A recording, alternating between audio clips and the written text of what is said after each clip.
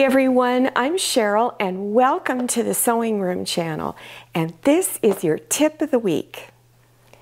Heart shapes are one of my favorite types of shapes to work with. You can create so many different designs. Now there are templates that you can purchase by June Taylor. This is what the package looks like, and there are 5 different heart shapes from very large to really small. But you don't have to buy these. If you want to get them, they are at Joann Fabrics and Crafts and on Amazon.com. I got all of these heart shapes. There's 6 of them. For $2, I found them in the seasonal section of Walmart a couple of years ago. So I thought it was a really good bargain. You can find heart shapes that are little wooden shapes. For instance, when you go to Michael's Crafts or you go to Joann's, they have their little wooden piece section. You can find heart shapes in there. But if you want a really good bargain on anything you can use as a template, always check the seasonal sections of your stores. For instance, Walmart, Dollar Tree, Joann Fabrics and Crafts, and many, many other places. This is a suggestion for something you can do on a table runner. At each end of the table runner, you could have a different fabric. For instance, maybe a lighter print or a real dark print, and have your hearts, a large one in the center and 2 smaller ones on the outside. So if your background fabric is really light, make your hearts dark, or if your background fabric is really dark, make your heart shapes lighter. So this is, again, something you can do at the end of a table runner. Something else you can do on a table runner, which I've done something similar to this, not using heart shapes, but just putting regular leaves on there, regular leaf shapes, I should say. So you could cut out a piece of curvy fabric that is a vine shape, make it maybe a 1/2 inch wide, and then put small hearts along it like this to where it represents leaves, but they're in a heart shape. Something else you could do at each end of a table runner is to draw a small circle using a fabric marker, because this will disappear, the markings. And then take whatever heart shapes you want, place it to where the center of the heart is right on the line and the bottom part of the heart is right on the line, and put a circular pattern of hearts. This is a round table topper, and if you're interested in making this table topper, there will be a link in the description section below your YouTube screen. So you scroll down to where it says show more, or click on that, or click on the down arrow. It'll expand open and you'll see the links.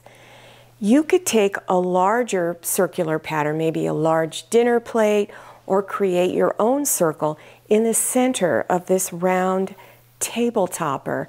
And again, place those hearts going in the same direction.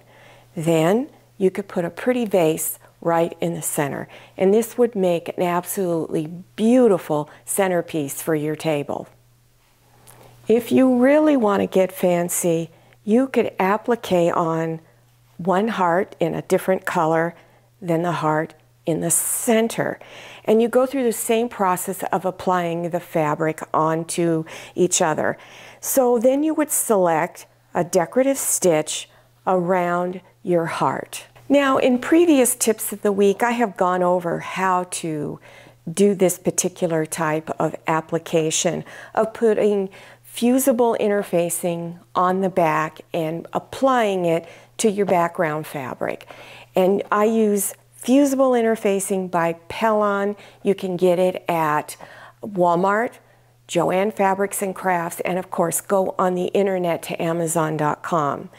When you want to put it on, for instance in this one, you can use any of these applique stitches. This happens to be my favorite one right here. If you don't have applique stitches, you have an older machine, then you can always use a zigzag stitch, widen your zigzag stitch and shorten the length so it's a little tighter looking. This is a shamrock. It's made out of construction paper. I didn't make it. I don't know where I got it, but I found it in my supplies. I was rummaging through and I saw this. Now, when you're looking at a design, look at one section of it, especially when you see something that's repeating. For instance, this repeats itself 3 times. So I'm going to show you how you can create this shamrock shape. So draw a 6-inch square. Now you can make this any size you want, but for this one, 6-inch square. And this is a 3-inch heart shape. In other words, 3 inches across here. Place your heart shape in one corner and trace around it. Now go to the opposite corner and trace around it. Now you'll see this little dash line going through here. This is to help you line it up so that it's straight. So I've lined up this little point in here and this little point so that they are perfectly aligned with each other. Then go to this corner and trace around it. Then to draw the stem, let me finish tracing around it so you get the idea of what it's going to all turn out to be. So now you have your heart shape, or your shamrock shape. To draw a stem, just freehand draw a little curve, draw a line across the bottom. So your heart shapes are not just meant for drawing hearts, you can draw shamrocks also. If you want more detailed information on making this shamrock, I do have a tutorial on it and it will be down there in the description section. One of the things I wanted to point out to you is when you're creating shapes like this, I like to do what I call an echo stitch. In other words, I go out anywhere from 1/2 inch or more away from the shape of this shamrock and went all the way around. Then I went out again and repeated it. You can go out as many times as you want, but this helps to really make this shape pop out even more. Now in the middle of your shamrocks, you could even put heart buttons. So here's a larger one, and then I have these others that are a little smaller. And you can get these novelty buttons at Walmart. They sell them in large packages, and they also sell them at Joann's, and I'm sure you can get them on Amazon.com. Well, I hope you enjoyed this tip of the week and that I've inspired you to try playing around with some of these templates. There's just endless amounts of things that you can create using them. On the back of the package of the June Taylor templates, they give you suggested designs that you can do using her templates. Don't forget to check that description section below your YouTube screen for the other video links. Also, don't forget to follow me on Instagram and check out my Facebook page. Thank you so much for watching, and I'll see you next time, and happy sewing! If you like the Sewing Room channel, one of the best ways to show your support is to subscribe by clicking on that red subscribe button and give this video a thumbs up. And don't forget to click on share to share this video with your friends. And make sure you click on the bell so you'll receive notifications for all my new videos.